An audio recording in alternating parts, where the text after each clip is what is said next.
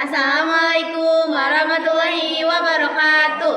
Izin memperkenalkan diri, nama Naila Humaira dari 11 akuntansi 1. Nomor absen 23. Izin memperkenalkan diri, nama Alexa Faustina Mulyana dari kelas 11 akuntansi 1, nomor absen 7. Di sini kita akan mempresentasikan tentang bentuk negara, bentuk pemerintahan, dan sistem pemerintahan. Selamat menyaksikan. Pertama-tama saya akan menjelaskan mengenai bentuk negara. Secara umum terdapat dua bentuk negara yang digunakan di dunia, yakni negara kesatuan dan negara serikat. Nah, yang pertama ada negara kesatuan. Negara kesatuan adalah negara yang seluruh kekuasaan dan kedaulatannya berada di tangan pemerintah pusat. Negara ini hanya memiliki satu kepala negara, satu undang-undang dasar, satu dewan menteri, dan satu parlemen. Walaupun terdiri atas banyak daerah, semua tetap berada di bawah pemerintah pusat dan tidak berdiri sendiri. Indonesia termasuk negara kesatuan yang disebut NKRI, sebagaimana tercantum dalam pasal 1 UUD NRI tahun 1945. Nah, berikutnya ada negara serikat. Negara serikat adalah negara yang terdiri atas beberapa negara bagian yang bergabung membentuk satu federasi. Dalam negara serikat terdapat dua pemerintahan, yaitu pemerintah federal dan pemerintah negara bagian. Pemerintah federal mengurus kepentingan bersama seperti pertahanan, hubungan internasional, dan mata uang. Sedangkan urusan lainnya menjadi wewenang negara bagian. Ciri utama negara serikat adalah kekuasaan berasal dari negara bagian yang sebagian diserahkan kepada pemerintah federal.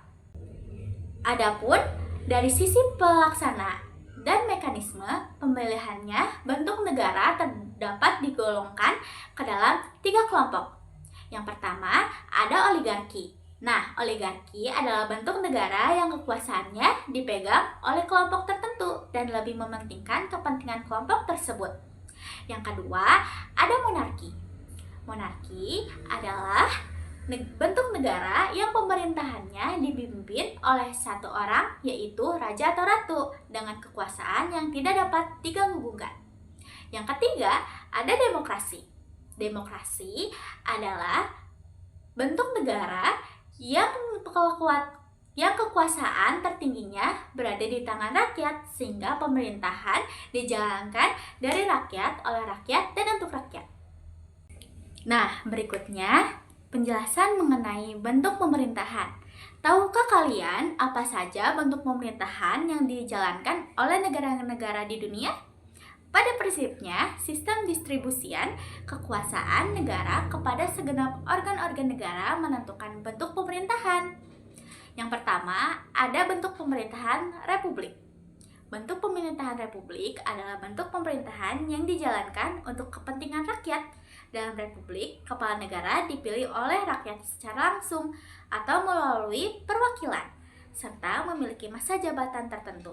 Kekuasaan dalam pemerintahan republik tidak diwariskan secara turun-temurun, melainkan berdasarkan pilihan rakyat sesuai aturan yang berlaku. Selanjutnya ada bentuk pemerintahan monarki. Bentuk pemerintahan monarki adalah bentuk pemerintahan yang dipimpin oleh raja atau ratu sebagai kepala negaranya. Jabatan pemimpin biasanya diperoleh secara turun-temurun dalam satu garis keturunan, dan masa jabatannya umumnya berlangsung seumur hidup atau sampai turun tahta.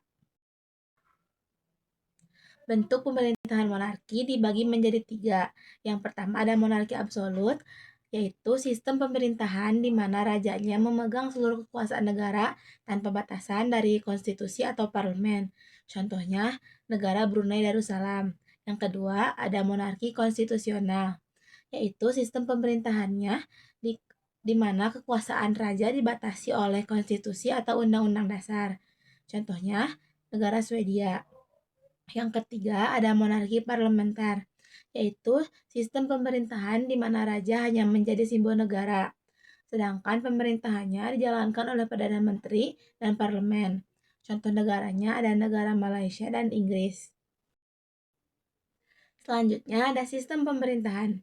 Sistem pemerintahan dibagi menjadi 2. Yang pertama ada sistem pemerintahan presidensial, yaitu sistem pemerintahan di mana presiden berkedudukan sebagai kepala negara sekaligus kepala pemerintahan.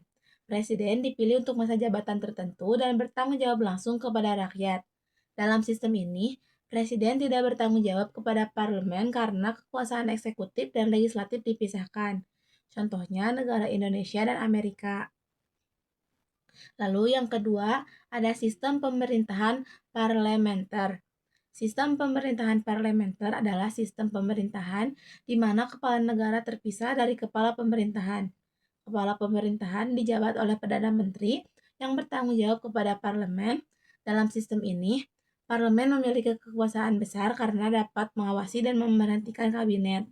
Contohnya negara Malaysia dan Inggris. Nah, jadi kesimpulannya, bentuk negara, bentuk pemerintahan, dan sistem pemerintahan merupakan bagian penting dalam penyelenggaraan sebuah negara. Bentuk negara terdiri dari negara kesatuan dan negara serikat. Bentuk pemerintahan meliputi republik dan monarki. Sedangkan sistem pemerintahan terdiri dari presidensial dan parlementer. Setiap negara memiliki sistem yang berbeda sesuai kondisi dan kebutuhannya. Indonesia sendiri menganut bentuk negara kesatuan, bentuk pemerintahan republik, dan sistem pemerintahan presidensial. Sekian presentasi dari kami. Untuk kurang dan lebihnya tolong dimaafkan.